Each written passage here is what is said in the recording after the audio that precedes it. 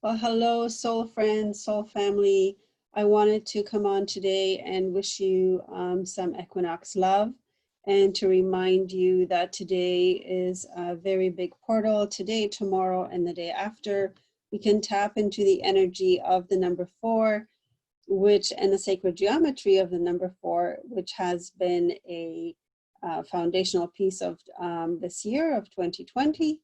And the foundation of the September and Equinox Day. So for today and tomorrow and the day after, we can tap into this portal and we can pull in new foundations for ourselves, which then will become new foundations for the planet. The consciousness is in a huge, massive shift right now, and we are building the pillars for how society will evolve over the next 500 years. So in conversation with the Pleiadians over the Pleiadian Council over the last evening and last night, what came to light and what they wanted to convey is that we are so very responsible for our lives and our incarnation, and every incarnation for that matter. And so when we are wanting to change the world, we need to focus on several things. One is, what is our focus? What are we concentrating on in the world? And the other thing is, are we taking responsibility for our steps, our next steps and present steps? And are we really rooted in the present moment? There are 3 things that are so vital for our survival as a species on the planet, and for the survival of many species on the planet, which we are responsible for. And we are, creating the kind of environments that we are going to live in and they are going to live in. And we are part of that whole matrix. So we can't really separate ourselves from all of what is happening on the planet. And right now, I know that there are a lot of questions about what is happening on the planet and what will happen. Will we survive? The planet will most definitely survive, but are we going to survive with her? And are we going to create the kind of atmosphere on the planet that is going to guarantee the survival of all species and all life forms? And so while we are in this kind of 500-year ascension, or I don't know if ascension is the right word, but the next 500-year rounding of the Aquarian of the age of Aquarius on the planet, we have a lot of really, really important work to do. And all of that work is internal. And we're all responsible for our own work. And believe me, that is really the building block for creating a new kind of earth or a new kind of society that is what is the word I'm looking for here? That is in intimate relationship with our Mother Earth and with our own internal spirituality and what we believe in.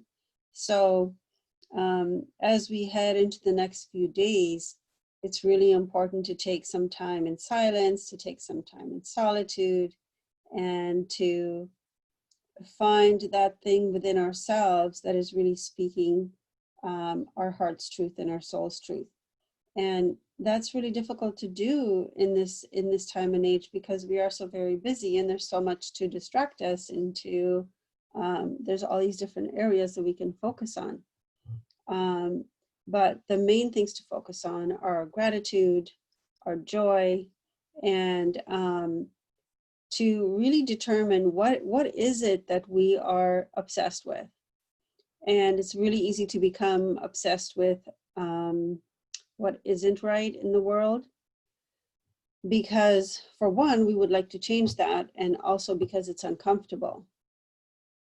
So there's 2 ways of doing that: to become obsessed with it to the point of anger or complete frustration, so that we don't know what the next steps are, or that we are constantly looking outward to how can we make others change so that this world can be better. Or we can look inward and say, yeah, things are kind of shitty out there. I want to take concrete steps into making the world a better place. But at the same time, I need to work on myself so that what I'm projecting out onto the matrix is something that the rest of consciousness can align with. So, you know, it's kind of like when you're riding a horse, which I actually don't know that much about. But what I do know about it is that when you are riding a horse and you want the horse to go in a specific direction, one, you're communicating energy to energy, and they're feeling what your energy is and what your desire is, you know. But also, you kind of have to turn your head in the direction of where you want to go. And the horse, it's not so much about pulling them in the direction, it's about you looking to the direction that you want to go, and they will get the message. They will understand where you want to go next. And so, horse people, please write to me if this is wrong, but I know that it's not wrong because I have ridden a horse. Anyway, so I feel like so many of us are focusing in a direction that seems to be where we want to go, because we're focusing on the things that are wrong, but we really do need to focus on the things that are right.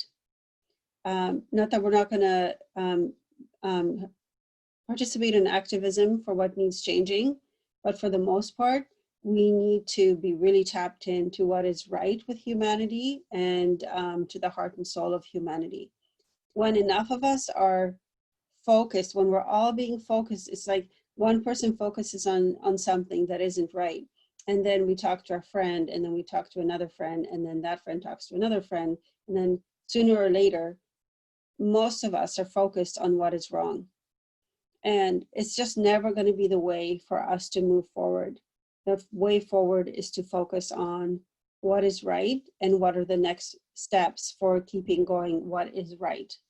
So I know everybody's not going to agree with this, and you can take everything that I'm saying with a grain of salt. But what I believe and what I've been talking about with the Pleiadians is that, you know, we are creating our own reality. And while we're doing that, we have to be super, super conscious of where our heart is at and where our soul is at. And what is it that our soul really wants? Because this may be kind of an illusion. I don't like to say really so much that it's an illusion what we're living, but what we are experiencing on the inside is being projected onto the matrix of the universe. And then we are seeing that it is a visionary thing. Like, this is what we're seeing now on the matrix because we've projected that onto it. So we are so vital in creating what we want, and things are not really happening to us in the world, they're happening through us. And that's a really big distinction to make when we're thinking about what kind of a world we'd like to live in, that we are indeed the creators of our own reality. It's a lot of responsibility. And so in terms of the age of Aquarius, you know, there are different schools about when that is, you know, when that is exactly. We are still actually at the tail end of the Piscean age. Now, those of us who are following the Mayan calendar do align with the idea that in 2012 we passed into the beginnings of the age of Aquarius, but it'll be another kind of 500-year period before the vernal equinox is actually stationed in Aquarius. So there's a lot to say about that, and I will make another video about why the vernal equinox has not been in Aries, as we've been saying in astrology for quite some time. It's been in Pisces for a very long time and moving into Aquarius, but that's another video. But anyway, I just wanted to share my few thoughts with you and to encourage you to have a beautiful equinox and to take some time to yourself and just really figure out what is important to you, what you would like to see in the world. Take responsibility for that and see if see how beautiful it is to be able to project that onto the matrix, and, you know, pillar that or foundation that with joy and gratitude. And I just wish you the most beautiful, beautiful days of equinox and the most beautiful days of going inward. Much love to you.